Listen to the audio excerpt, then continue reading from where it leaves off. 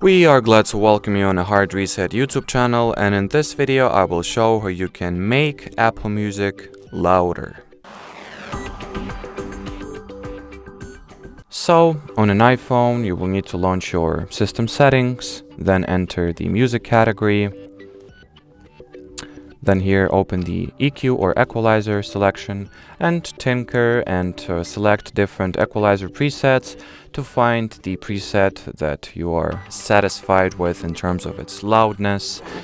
And because different people listen to different genres of music and certain presets are better for certain genres, so play around with all those options, try them all, see what preset provides you with an audio loudness that you are satisfied with.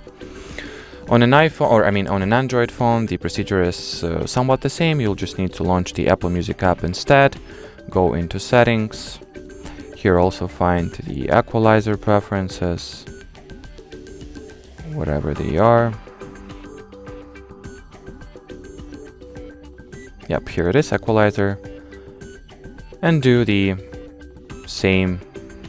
Enable it first and play around with those settings here. Maybe boost your basses or enable surround sound if those options are active or available to you. Here, how you can switch the preset the same way I've told you on the iPhone.